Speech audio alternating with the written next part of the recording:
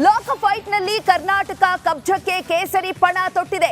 ಕರ್ನಾಟಕವನ್ನ ಗದ್ದು ಬೀಗಲು BJP ರಣತಂತ್ರವನ್ನ ರೂಪಿಸಿದೆ. ವಿಜಯೇಂದ್ರ ಜೊತೆ ಅಮಿತ್ ಶಾ, ನಡ್ಡಾ ರಹಸ್ಯ ಸಭೆಯನ್ನ ನಡೆಸಿದ್ದಾರೆ.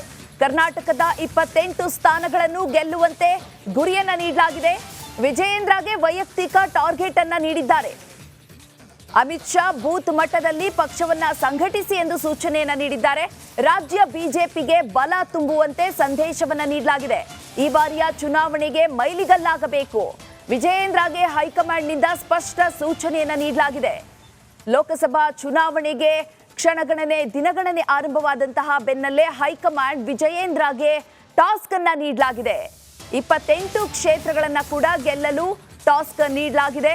ಅಮಿತ್ ಶಾ, ನಡ್ಡಾ ನಡೆಸಿರುವಂತಹ ಸಭೆಯಲ್ಲಿ ಈ ರೀತಿಯ ಸೂಚನೆಯನ್ನ ನೀಡಲಾಗಿದೆ. ಬೂತ್ ಮಟ್ಟದಲ್ಲಿ ಕಾರ್ಯವನ್ನ ನಿರ್ವಹಿಸಬೇಕು, ಪಕ್ಷವನ್ನ ಸಂಘಟಿಸಬೇಕು, ರಾಜ್ಯ ಬಿಜೆಪಿಗೆ ಬಲ ತುಂಬಬೇಕು ಅನ್ನುವಂತಹ ಸಂದೇಶವನ್ನ ಈ ಬಾರಿ ನೀಡಲಾಗಿದೆ.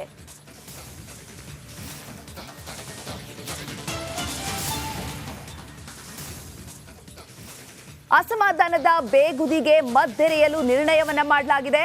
ಅಸಮಾಧಾನಿತರ ಪಟ್ಟಿ ನೀಡಲು ಅಮಿತ್ ಶಾ ಸೂಚನೆಯನ್ನ ನೀಡಲಾಗಿದೆ.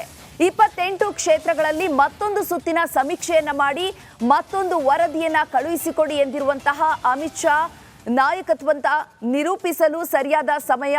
ವಿಜಯೇಂದ್ರ ಬೆನ್ನು ತಟ್ಟಿ ಕಳುಹಿಸಿದ್ದಾರೆ ಹೈಕಮಾಂಡ್ ಅನ್ನುವಂತಹ ಮಾಹಿತಿ ಲಭ್ಯವಾಗ್ತಾ ಇದೆ.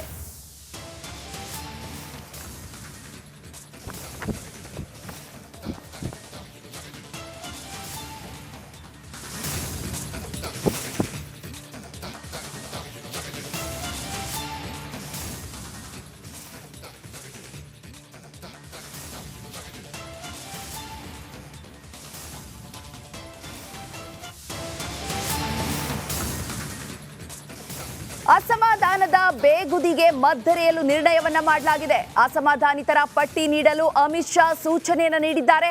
28 ಕ್ಷೇತ್ರಗಳಲ್ಲಿ ಮತ್ತೊಂದು ಸುತ್ತಿನ ಸಮೀಕ್ಷೆಯನ್ನ ಮಾಡಿ ಅನ್ನುವಂತಹ ಸೂಚನೆಯನ್ನ ನೀಡಿದ್ದಾರೆ. ಮತ್ತೊಂದು ವರದಿಯನ್ನ ಕಳಿಸಿಕೊಡಿ ಅಂತ ಅಮಿತ್ ಶಾ ಹೇಳಿರುವಂತದ್ದು. ನಾಯಕತ್ವವನ್ನ ನಿರೂಪಿಸಲು ಸರಿಯಾದ ಸಮಯ. ವಿಜಯೇಂದ್ರ ಬೆನ್ನು ತಟ್ಟಿ ಕಳುಹಿಸಿದ್ದಾರೆ ಹೈಕಮಾಂಡ್ ಅನ್ನುವಂತಹ ಮಾಹಿತಿ ಲಭ್ಯವಾಗ್ತಾ ಇದೆ. ಲೋಕಸಭಾ ಚುನಾವಣೆಗೆ ಈಗಾಗಲೇ ಬಿಜೆಪಿ ಅಭ್ಯರ್ಥಿ ಪಟ್ಟಿಯನ್ನ ರೆಡಿ ಮಾಡಿ ಕೊಂಡೊಯ್ದಿದ್ರು ದೆಹಲಿಗೆ ಅನ್ನುವಂತಹ ಮಾಹಿತಿ ಇತ್ತು. ಅದೇ ಬೆನ್ನಲ್ಲಿ ಈಗ ಮತ್ತೊಮ್ಮೆ ಸಮೀಕ್ಷೆಯನ್ನು ನಡೆಸಿ ಮತ್ತೊಮ್ಮೆ ಪಟ್ಟಿಯನ್ನ ತರುವಂತೆ ಹೈಕಮಾಂಡ್ ವಿಜಯೇಂದ್ರಗೆ ಸಲಹೆಯನ್ನ ನೀಡಿದ್ದಾರೆ.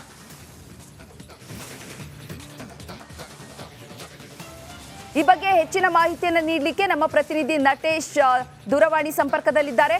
ನಟೇಶ್, ಅಮಿತ್ ಶಾ ಮತ್ತು ಜೆಪಿ ನಡ್ಡಾ ಹೈಕಮಾಂಡ್ನಿಂದ ವಿಜಯೇಂದ್ರಗೆ ಹೊಸ ಟಾಸ್ಕ್ ಅನ್ನ ನೀಡಲಾಗಿದೆ, ರಹಸ್ಯ ಸಭೆಯನ್ನ ನಡೆಸಲಾಗಿದೆ ಅನ್ನುವಂತಹ ಮಾಹಿತಿ ಲಭ್ಯವಾಗ್ತಾ ಇದೆ. ಈ ರಹಸ್ಯ ಸಭೆಯಲ್ಲಿ ಏನೆಲ್ಲ ಚರ್ಚೆ ಆಗಿರುವಂತಹ ಸಾಧ್ಯತೆ ಇದೆ?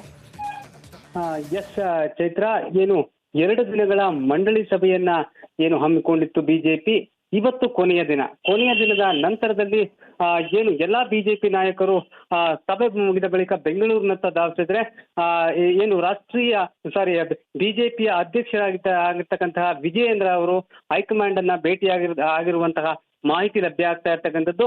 ಸಾಕಷ್ಟು ವಿಚಾರಗಳನ್ನ ಈ ಒಂದು ಸಭೆಯಲ್ಲಿ ಚರ್ಚೆ ಆಗ್ತಕ್ಕಂಥ ವಿಚಾರಗಳನ್ನ ಸಂಪೂರ್ಣವಾಗಿ ವಿಜಯೇಂದ್ರ ಅವರ ಜೊತೆ ಮಾತನಾಡಿರ್ತಕ್ಕಂಥದ್ದು. ಇಲ್ಲಿ ಬಹಳ ಮುಖ್ಯವಾಗಿ 2 ವಿಚಾರಗಳು ಬಹಳ ಪ್ರಾಮುಖ್ಯತೆಯನ್ನ ಪಡೆದುಕೊಳ್ತವೆ.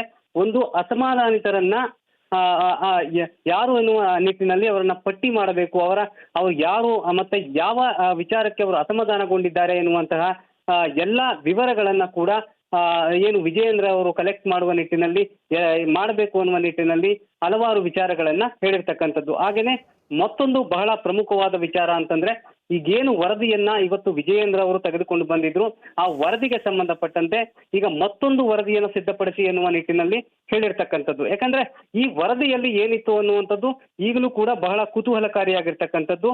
ಈ ವರದಿಯ ಆಧಾರದ ಮೇಲೆ ಮತ್ತೊಂದು ವರದಿಯನ್ನ ಮಾಡಬೇಕು ಎನ್ನುವ ನಿಟ್ಟಿನಲ್ಲಿ ಸೂಚನೆಯನ್ನ ಕೊಟ್ಟಿರ್ತಕ್ಕಂಥದ್ದು. ಹಾಗೇನೆ ಏನು ವಿಜಯೇಂದ್ರ ಅವರ ನಾಯಕತ್ವದ ಬಗ್ಗೆ ಒಂದಷ್ಟು ಹೊಗಳಿಕೆಯ ಮಾತನ್ನ ಆಡಿದ್ದಾರೆ ಎನ್ನುವಂತಹ ಮಾಹಿತಿ ಕೂಡ ಲಭ್ಯ ಆಗ್ತಾ ಇರ್ತಕ್ಕಂಥದ್ದು. ಯಾಕಂದ್ರೆ ಏನು 100 ದಿನಗಳ ಬಳಿಕ ಅಂದ್ರೆ ವಿಜಯೇಂದ್ರ ಅವರಿಗೆ ಒಂದು ನಾಯಕತ್ವವನ್ನು ನಾಯಕತ್ವವನ್ನ ಕೊಟ್ಟಿರ್ತಕ್ಕಂಥದ್ದು. ಇಂದಿಗೆ 100 ದಿನ ಆಗುತ್ತೆ. ಆ 100 ದಿನದ ನಂತರದಲ್ಲಿ ಒಂದು ಭೇಟಿ ಆಗುತ್ತೆ. ಈ ಭೇಟಿಯ ಸಂದರ್ಭದಲ್ಲಿ ಆ ವಿಚಾರವೂ ಕೂಡ ಚರ್ಚೆ ಆಗುತ್ತೆ. ಹಾಗಾಗಿ ನಾಯಕತ್ವಕ್ಕೆ ಬಹಳ ಒಂದು ಬಲಿಷ್ಠತೆಯನ್ನು ಕೊಡುವ ನಿಟ್ಟಿನಲ್ಲಿ ಹೈಕಮಾಂಡ್ ಈ ವಿಜಯೇಂದ್ರ ಅವರನ್ನ ಕರೆಸಿ ಇಂದು ಒಂದಷ್ಟು ಚರ್ಚೆಗಳನ್ನ ಮಾಡಿರ್ತಕ್ಕಂಥದ್ದು. ಚೈತ್ರ, ಧನ್ಯವಾದ ನಟೇಶ್.